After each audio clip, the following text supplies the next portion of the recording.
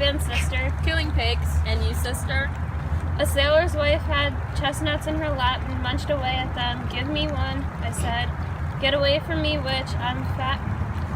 The fat woman cried. Her husband has sailed off to Aleppo as master of a ship called the Tiger. I'll sail there in a kitchen strainer, turn myself into a tailless rat, and do things to him. I'll give you some wind to sail there. How nice of you. And I will give you some more. I already have control of all the other winds, along with the ports from which they blow in every direction on the sailor's compass in which they can go. I'll drain the life out of him. He can't catch a wink of sleep, either at night or during the day. He will live as a cursed man. For 81 weeks he will waste away in agony. Although I can't make his ship disappear, I can still make his journey miserable. Look what I have here. Show me, show me. Here I have the thumb of a pilot who has drowned while trying to return home. A drum, Macbeth has come. Hand in hand, swift travelers over the sea and land. Dance around and around like so, 3 times yours and 3 times to mine. And 3 times again to add up to 9. Enough, the charm is ready. I have never seen a day that was so good and bad at the same time. How far is it supposed to be to Forest? What are these creatures? They're so withery looking and crazily dressed. They don't look like they belong on this planet, but I see them standing on Earth. Are you alive?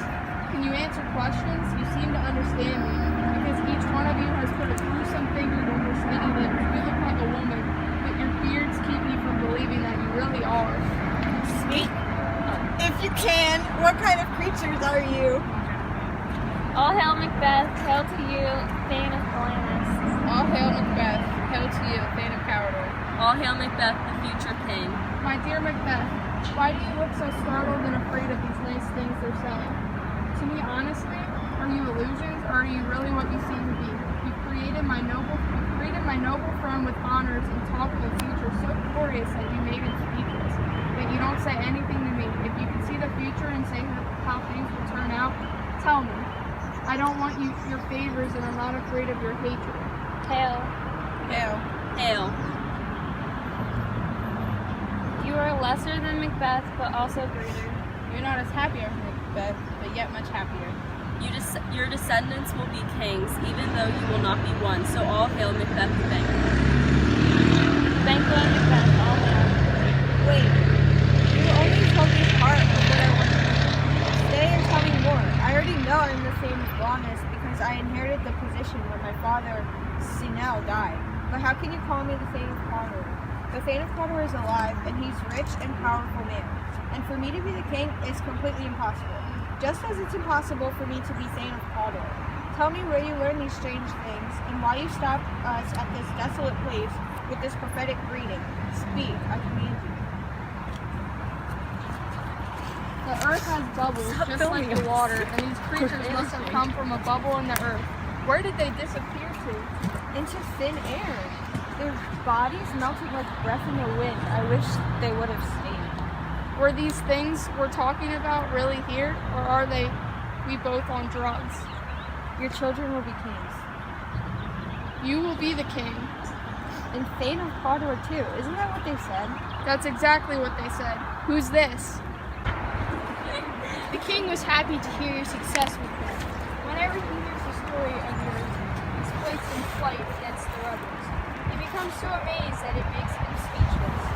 He was also shocked to learn on the same day that you fought the rebels, you also fought against the army of Norway, and that you weren't at the least bit afraid of death, even as you killed everyone around you. Messenger after messenger delivered news of your bravery to the king with praise for how you defended his country. The king sent us to give you his thanks and to bring you to him, but your real reward won't come from us. And to give you a taste of what's in store here, he told me to call you the Thane of Cawdor. So, hail Thane of Cawdor. That title belongs to you. Can the devil tell the truth? The Thane of Cawdor is still alive. Why are you giving me his title? The man who is the Thane of Cawdor is still alive, but he's been sentenced to death, and he deserves to die. I don't know whether he fought on Norway's side or if he secretly aided the rebels, or if he fought with both of our enemies, but his treason, which has been proven and which he confessed, means he's finished. It's just like they said. Now in the Thane of Glamis and the Thane of Cawdor, and the best part of what they predicted is still to come. Thank you for the news.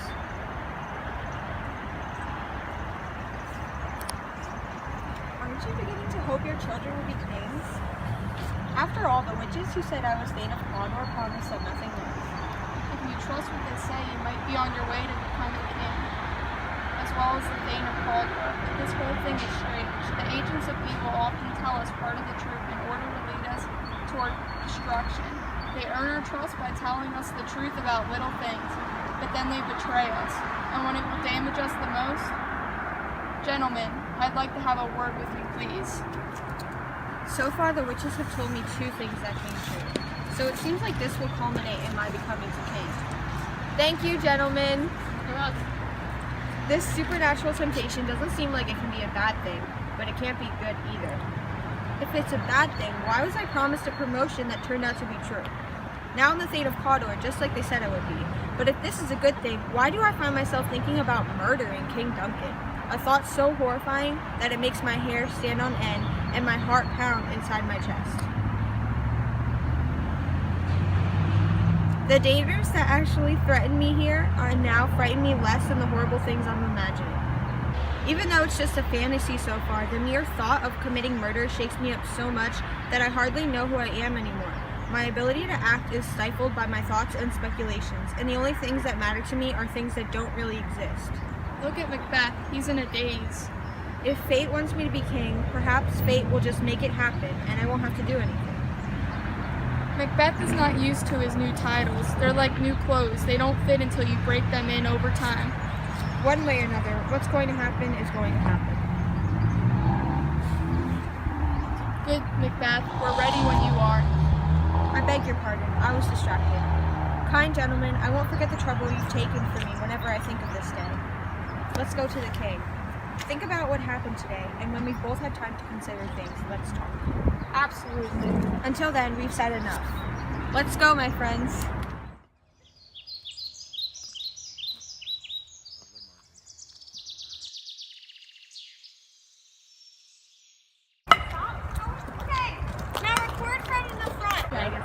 We were sisters, hand in hand, swift travelers over the sea and land, danced around 3 times.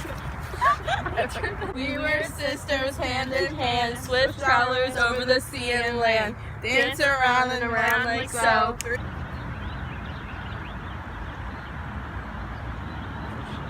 You?